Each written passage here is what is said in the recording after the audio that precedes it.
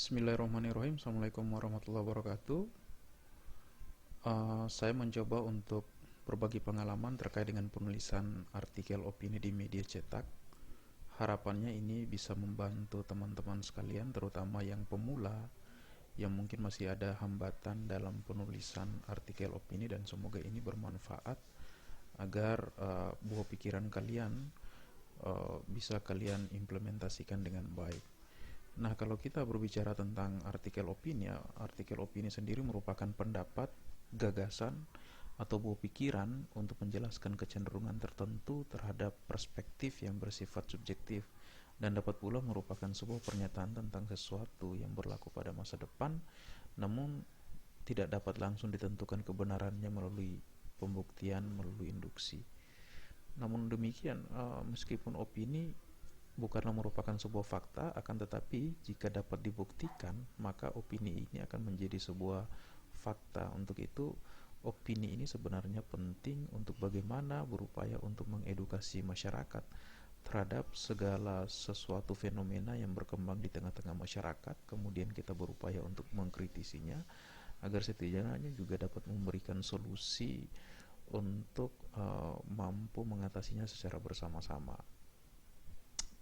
Nah, untuk artikel opini ini sendiri adalah sebuah tulisan lepas yang berisi opini yang mengupas tuntas suatu masalah tertentu yang sifatnya aktual dan kontroversial, yang ditulis oleh seorang pakar. Pakar di sini bisa dikatakan orang yang konsen di bidangnya, dengan menggunakan gaya penulisan yang lugas, singkat, dan padat, yang tujuannya adalah untuk memberi informasi, kemudian mempengaruhi dan meyakinkan pembaca, bahkan dapat menghibur khalayak pembaca, sehingga opini ini sebenarnya akan menarik jika mampu ditulis dengan baik, sehingga mampu memberikan daya tarik tersendiri bagi siapapun yang membacanya, dan harus bisa dibaca oleh berbagai kalangan, karena opini ini sendiri merupakan tulisan yang bebas dan sederhana sehingga bisa dibaca oleh siapa saja.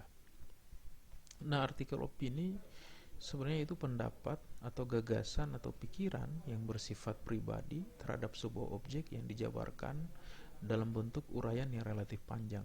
Umumnya bisa 500 sampai dengan 700 kata. Nah, artikel opini ini juga bersifat bebas, rasional, objektif, dan disertai dengan argumentasi berdasarkan fakta yang didukung oleh format berlogika yang logis dan benar, sehingga artikel opini harus bisa menampilkan bukti yang konkret agar bisa diterima oleh khalayak. Kenapa bukti? Karena apapun yang kita tulis, yang tulisannya sifatnya ilmiah, walaupun ilmiah populis seperti artikel opini, namun tentunya kita harus mampu mempertanggungjawabkan apa yang kita tulis dengan catatan benar-benar berbasis kepada data atau fakta yang memang benar-benar valid, sehingga apa yang kita ungkapkan dalam sebuah opini itu benar-benar bisa meyakinkan orang lain, dan kemudian bisa mengkritisinya,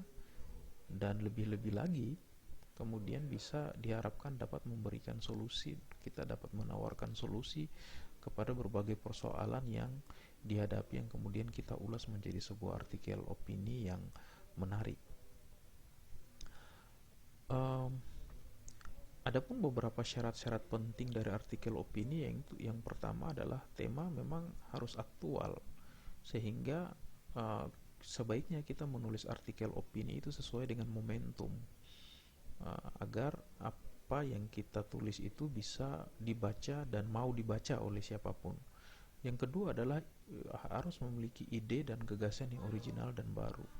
Sebuah artikel yang menarik tentunya dia butuh suatu gagasan yang original, yang tidak umum, sudah diulas oleh penulis-penulis lainnya. Ini akan menjadi menarik. Kemudian harus provokatif dengan judul yang menarik. Suatu tulisan yang menarik tapi tidak disertai dengan judul yang menarik, maka orang tidak akan bisa membacanya.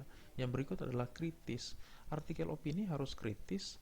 Bagaimana mengkritisi sesuatu berdasarkan pendalaman keilmuan dan pengalaman yang kita dapatkan. Namun demikian juga harus mampu menawarkan solusi terhadap apa yang kita ulas sebelumnya, sehingga artikel opini sebaiknya ditulis oleh orang-orang yang berkompeten di bidangnya atau memang memiliki pengalaman-pengalaman yang setidaknya dia bisa berbagi pengalaman dan kemudian dia bisa mengkritisinya berdasarkan kapasitas keilmuannya, yang selanjutnya diharapkan dia mampu menawarkan solusi terhadap sesuatu yang sudah dikritisi sebelumnya.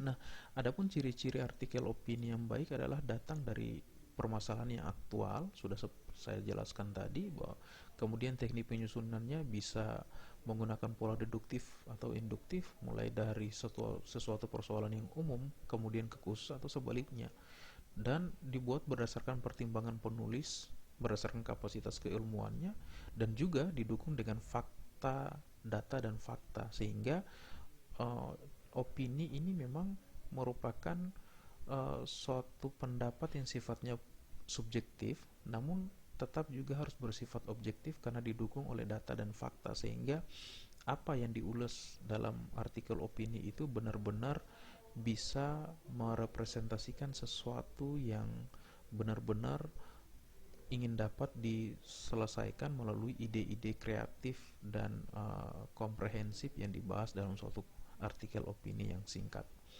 Nah, cara membuat artikel opini yang pertama sebenarnya kita harus mampu memilih tema yang akan ditulis. Tentunya tema disesuaikan dengan kondisi kekinian. Yang kedua, kemudian kita harus mampu memperbanyak referensi sesuai dengan tema. Kita tidak mungkin bisa menulis tanpa banyak membaca. Dengan banyak membaca, makanya kita bisa menulis sesuatu yang menarik. Tentunya makanya artikel opini yang baik adalah artikel opini yang sesuai dengan kapasitas keilmuan sang penulis. Kemudian kita juga harus mampu membuat judul yang menarik dari tema yang kita tentukan. Judul yang menarik itu menjadi uh, tujuan utama bagi pembaca untuk tertarik dalam membaca tulisan kita. Kemudian kita harus bisa membuat kerangka artikel secara sistematis agar dalam penguraian-penguraian isi artikel itu kita bisa lebih sistematis dan membawa alam pikiran pembaca untuk mengikuti apa yang kita alam pikiran dan konsep berpikir kita. Kemudian kita tentunya harus menggunakan bahasa yang tidak monoton. Dengan demikian kita harus perlu perbendaharaan banyak kata-kata ilmiah populer yang sehingga banyak mengisi ruang dalam artikel opini kita.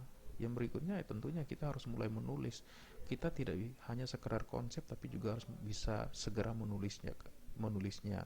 Kemudian sertakan data pendukung yang akurat, utarakan pendapat atau gagasan sebagai solusi, dan yang terakhir perlu ada kalimat penutup yang bersifat inspiratif sehingga benar-benar tulisan kita benar-benar menarik dan benar-benar bisa diingat oleh siapa saja yang membacanya, karena memang benar-benar bisa mengkritisi, kemudian memberikan solusi dan bersifat inspiratif. Kemudian tujuan menulis artikel opini ini yang pertama, ini adalah bentuk transfer informasi dan ilmu pengetahuan ke ruang publik.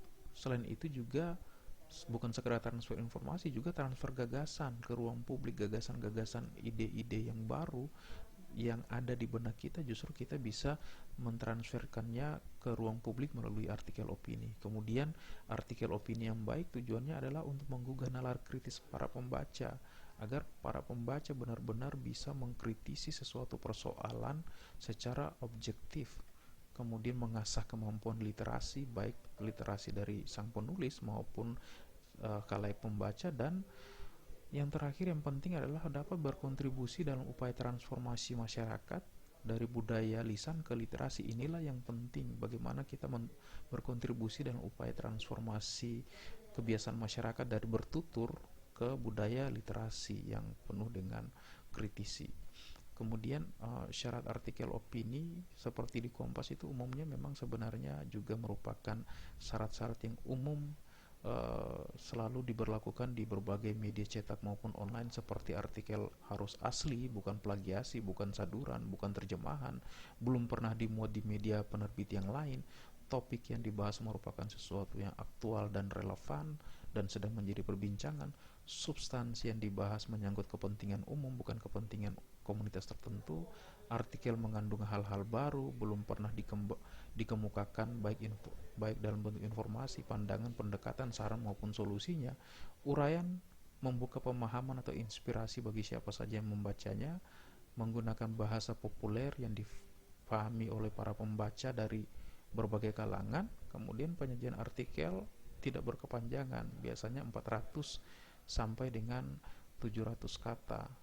Ini pun sebenarnya terbilang sudah cukup panjang. Bagaimana kita membuat suatu artikel opini yang mampu menggugah siapapun yang membacanya, dan kemudian artikel opini yang kita tulis itu mampu difahami oleh berbagai kalangan dalam strata kehidupan masyarakat, baik yang akademisi, kemudian praktisi, bahkan sampai dengan pegawai rendahan, dan kalau bisa dibilang tukang parkir di jalanan pun bisa membaca artikel opini kita dengan baik, dan mereka bahkan mampu memahami, bahkan mereka juga bisa mengkritisi dan membangkitkan nalar berpikir mereka yang baik. Nah, itulah yang kemudian menjadi sebuah artikel opini yang baik, yang diharapkan dapat memberikan sesuatu yang edukatif bagi siapapun yang membacanya.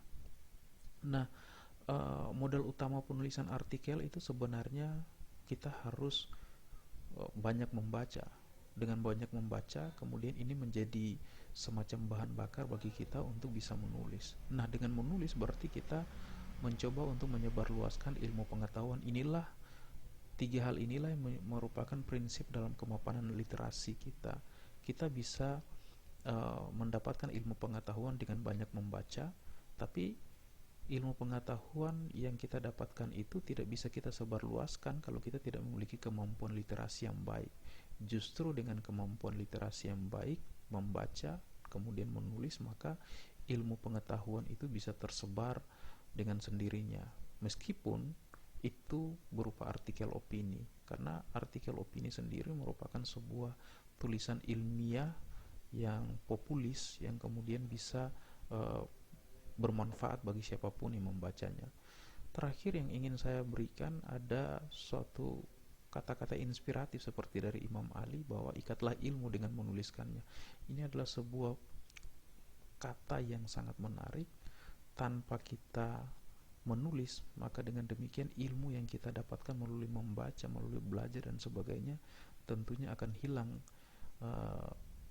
oleh waktu dan umur kita, sehingga menulis adalah cara kita untuk mengikat ilmu itu sendiri. Selain itu, ada kata dari Pramudia Anantatur bahwa orang bisa pintar setinggi langit, namun jika dia tidak menulis, dia akan hilang di dalam masyarakat dan dalam sejarah. Karena menurut Pramudia, menulis adalah bekerja untuk keabadian. Kurang lebih itu yang bisa saya berbagi dengan teman-teman sekalian. Mudah-mudahan apa yang saya sampaikan ini bisa bermanfaat